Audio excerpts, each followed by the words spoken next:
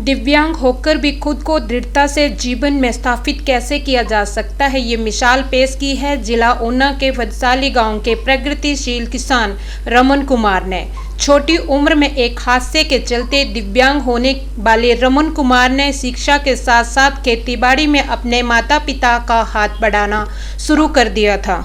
आज वो प्राकृतिक खेती के क्षेत्र में स्थापित किसान के रूप में प्रति वर्ष करीब 4 लाख रुपए अर्जित कर रहे हैं। रमन का कहना है कि जब उन्होंने खेतीबाड़ी का कार्य शुरू किया था तो वो केमिकल युक्त खेती करते थे, जिससे फसलों की पैदावार में कमी होने के साथ साथ खेतों की मिट्टी भी खराब हो रही थी। खेतों में रसायनों का प्रयोग करने से सामान्य वर्षा होने पर भी फसल पानी को सोख नहीं पाती थी और फसलें खराब हो जाती थी। रमन कुमार कहते हैं कि रसायन युक्त खेती से छुटकारा पाने के लिए उन्होंने प्राकृतिक खेती की ओर रुख किया तथा पालमपुर में प्राकृतिक खेती का प्रशिक्षण लिया। प्रशिक्षण के उपरांत उन्होंने 25 बीघा जमीन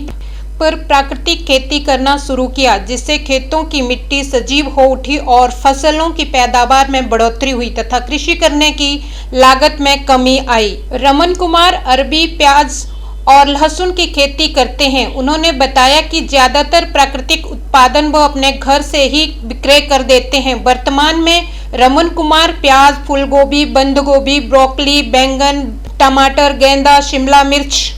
हरी मिर्च की पनीरी भी प्राकृतिक खेती की विधि से तैयार कर रहे हैं। उन्होंने प्रदेश भर के किसानों को ऐसी रासायनिक खेती को छोड़कर प्राकृतिक खेती की विधि को अपनाने की अपील की है। तो मैं बचपन में 13-14 साल की जब आजू थी तो मेरा एक्सीडेंट हो गया था और उसमें मेरी एक टांग कट गई थी। और उसके बाद जैसे तैसे मैंने अपनी +2 तक पढ़ाई करने के बाद फिर खेती में ही माता पिता का हाथ बटाना शुरू कर दिया। शुरुआत में तो हम थोड़ा खेती केमिकल वाली कर रहे थे, पर बाद में ब्लॉक ATM और BTM जो आत्मा के हैं हरोली ब्लॉक के, उन्होंने हमें पालमपुर में ले जाकर सुभाष पालेकर जी से प्राकृतिक खेती की जो ट्रेनिंग करवाई थी। उसके बाद मैंने तुरंत ही उसी समय से लगभग 25 बीघा अपनी ज़मीन थी जो उसमें प्राकृतिक खेती शुरू कर दी। इससे पहले जब हम प्राकृतिक खेती से पहले जब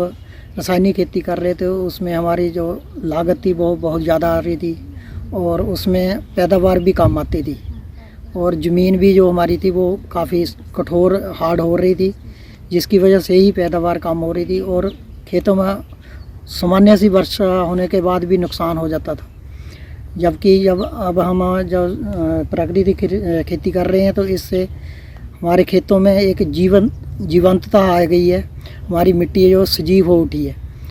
हमारे खेतों में अब अगर थोड़ी सी वर्षा भारी वर्षा भी होती है तो वो भी उसका पानी भी ये अपने आप ही ज़मीन सोख लेती है और इसमें जो पैदावार है वो भी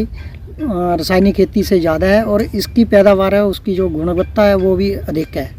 और इसके ख़रीदार भी लगभग मैं पिछले साल कम से कम 20 क्विंटल प्याज था वो मेरा खेत में ही बिक गया था। और उसके बाद हमारी यहाँ लोकल गंडियाली होती है वो भी लगभग मेरी सारी की सारी यहीं पर ही बिक जाती है। फिर लहसुन होता है वो भी मेरा लगभग यहीं से ले जाते हैं लोग। तो सबसे जो बढ़िया मेरे को प्राकृतिक खेती का लाभ हुआ है वो घर से ही जो मेरे उत्पाद बिकने शुरू हो गए। मेरा नाम अंकुश कुमार शर्मा है। मैं ज़िला ऊना में ब्लॉक हरोली में खंड तकनीकी प्रबंधक के पद पर कार्यरत हूँ और हमारे यहाँ पर ब्लॉक में 2018 में हमने प्राकृतिक खेती किसानों के साथ शुरू की थी, जिसमें शुरुआत में 6 दिवसीय का प्रोग्राम जो हमारे हुई थी वो सुभाष पालेकर जी द्वारा कृषि विश्वविद्यालय पालमपुर में किया गया था, जिसमें हमारे किसानों ने उसके उपरांत प्राकृतिक खेती की शुरुआत की। आज दिन तक हम लगभग 2000 से अधिक हमारे जो किसान हैं इस खेती को हमारे ब्लॉक में अपना चुके हैं, जिसमें वो छोटे स्तर से लेकर अधिक 1-2 कनाल से लेकर 50 से 60 कनाल तक वो अपनी खेती में इसको पूर्णतः अपना रहे हैं और इसका लाभ ले रहे हैं। इसमें हम किसानों के लिए 2 दिवसीय प्रोग्राम जो हमारा ट्रेनिंग रहती है वो हम उनके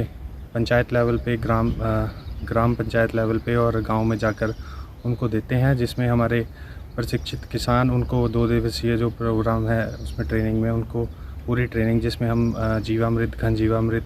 प्रैक्टिकली तौर पर सब उनको बनाकर वहाँ पे बताते हैं। इस खेती को अपनाकर किसानों की आमदन बढ़ी है, जिसमें हमारा जो सह फसल के तौर पर, जैसे अगर वो गेहूँ लगाते हैं तो उसमें सह फसल के तौर पर चना या कोई दलहन फसल लगा रहे हैं, जिसके साथ वो एक फसल के साथ अपना खर्चे निकाल लेते हैं और दूसरा फसल उनको मुनाफा दे के जाती है, जिसमें उनकी लागत तो जो भी यूरिया है और केमिकल है उससे ना डालते हुए उनकी लागत कम हुई है और उसके कारण उनका मुनाफा अधिक से अधिक